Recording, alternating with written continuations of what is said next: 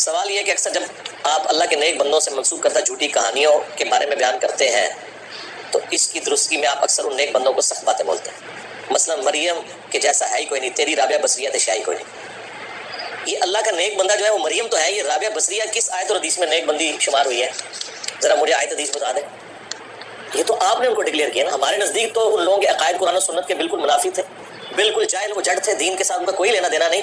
وہ دین تصوف کے اوپر تھے، اور دین تصوف جو ہے یہ مسٹسزم ایک علیحدہ سے مذہب کی برانچ ہے جو یہود و نصارہ میں بھی پائی جاتی ہے، ہندوؤں میں بھی صوفی ہوتے ہیں، مسلمانوں کے ہاں بھی صوفیاء موجود ہیں. ان کا اسلام سے کوئی لینا دینا نہیں. ہاں یہ مسلم صوفی ہیں، جیسے ہندو صوفی، عیسائی صوفی، رہبان راہب جو کہا جاتا تھا، یہودی صوفی، اس طرح مسلمانوں کے صوفیاء ہیں. یہ اللہ کے نیک بندے کہاں سے ہو گئے؟ شکر کریں کہ ہم انہیں مسلمان مان رہے ہیں. آپ نیک بندوں کی بات کر رہے ہیں، ہم تو ان کی جو تعلیمات ہیں ان کی روشنی میں تو ان کو نیک بندہ مانتے ہی نہیں ہے. اب آپ اگر یہ کہتے ہیں کہ یہ کہانیاں جھوٹی ان کی طرف منسوب ہے تو وہ بندہ خود ہی پھر جھوٹا ہے نا، جب اس کا کوئی تعارف ہی نہیں ہے. یعنی میں آپ کو پرانے کسی بابے کے بارے میں کہوں کہ یہ اس کی طرف جو بات منسوب ہے یہ بھی غلط، یہ بھی غلط، آپ کے نہیں اس کی ہے نہیں ہے، پھر صحیح کیا ہوتے دسو؟ وہ بھی کوئی نہیں. اسی لیے میں نے کہا تھا if there is no کشف المحجوب there is no علی بن عثمان حجویری. ہاں کیونکہ ان لوگوں کا تعارف یہی کتابیں ہیں اور ان کے ماننے والے ہیں. اگر آپ یہ کہیے تو اسی طریقے سے ہے کہ کوئی شخص 8 سے 1000 سال بعد کہے کہ جی غلام احمد قادیانی دجال کی طرف لوگوں نے جھوٹ منسوب کر دیا، پھر آپ کیا کریں گے؟ تو بھائی جو کچھ اس کے بارے میں ملتا ہے اس کی بنیاد پہ جج کیا جائے گا نا.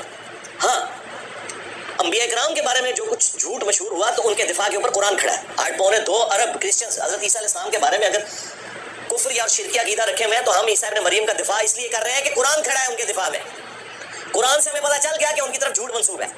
آپ لوگوں کے جو بابے ہیں کھڑے کردہ ان کے بارے میں کوئی قرآن و سنت میں موجود نہیں، الٹا ان کی جو تعلیمات ہیں وہ کفریہ، شرکیہ اور گستاخانہ ہے. تو ہم ان کو کیسے بزرگ مان لیں؟ ہم تو سرے سے ان کو بزرگ ماننے کے لیے تیار ہی نہیں ہیں. اور یہ طرح امتیاز ہے اس پلیٹ فارم کا.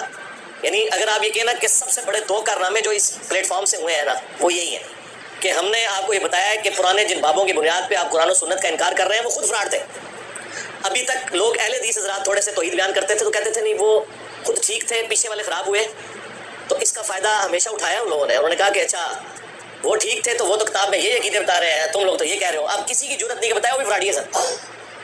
یہ ہم نے جرت کی ہے کہ لاؤ کوئی اچھی بات ان سے منسوب ہو، کوئی ایک اچھی بات لاؤ تو جو کچھ آپ لائیں گے وہ تو ہر مسلمان کے اندر. اگر آپ کہیں گے جی فلانے بابا جی کہتے ہیں اللہ ایک ہے، جی سرکار جو یہاں پہ جتنے ریڈی بان ہیں وہ بھی کہتے ہیں اللہ ایک ہے، اے کیوں نہیں ولی، او کیوں ولی پھر؟ ہاں لیکن اے جے ایڈا ریڈی بان ہے نا انہیں کہتے چشتی رسول اللہ نہیں جے پڑھایا لیکن اس بابے نے پڑھایا جے نہیں جی غلط منسوب ہے. اچھا جی صحیح منسوب کیا ہے وہ دس دو. جو کتاب لے کے آئیں گے نا 99% اس میں سب گند بلا لکھا ہوا ہوتا ہے. کشف المحجوب کے تو میں نے آپ کو 4-5 باتیں بتائی ہیں. واللہ کشف المحجوب، حش بہشت یا پہلے صفحے سے لے کے آخری صفحے تک جائے نا، میرا یہ دعویٰ ہے کوئی ایک صفحہ بھی ایسا نہیں جو قرآن و سنت کے خلاف نہ ہو. ایک آدھ جملہ میں آپ کو نکال دوں گا کہ یہ قصہ آدم اور ابلیس نقل کیا علی بن عثمان حجویری نے کشف المحجوب میں، اور انہوں نے شیطان کی غلطی اللہ کے کھاتے میں ڈال دی ہے. جی انہوں نے کہا ہے کہ اللہ تعالیٰ نے حکم تو دیا شیطان کو لیکن یہ نہیں چاہا کہ یہ سجدہ کرے تاکہ میں اسے شیطان بنا دوں. لو ختم ہو گیا کام. بھائی یہ شیطان بخشا گیا تھی میں تو ویسے ہی بخشے گئے. آپ یہ دیکھ لیں کہ یہ ان لوگوں کا لیول تھا. اور قرآن میں قصہ آدم اور ابلیس 7 دفعہ ہے. ہر جگہ اللہ تعالیٰ نے فہم نکالا ہے کہ ہم نے پھر اس سے پوچھا تو نے ایسا کیوں کیا تو اس نے کہا کہ میں اسے افضل ہوں. یعنی اللہ تعالیٰ نے جس شیطان نے غلطی کی تھی اسی کے کھاتے میں ڈالی ہے انہوں نے پکڑ کے. اور یہ ہوا ہے جی معرفت کی بات، وہ ہر بندے کی نہیں کرنی چاہیے تھی. یہ ہر بندے کے آگے کرتے نہیں تھے، بزرگیاں قائم تھی. ہم نے ہر بندے کو بتا دی کہ اے بکواسیات ارشاد فرما دے رہے سارے لوگ. تو لوگوں نے کہا لانتا بھیجو نہیں نہ بزرگ ہوتے. حالانکہ ہم کہتے ہیں کہ صرف علمی اختلاف کریں، لانتے بھیجنے کی کوئی ضرورت نہیں ہے.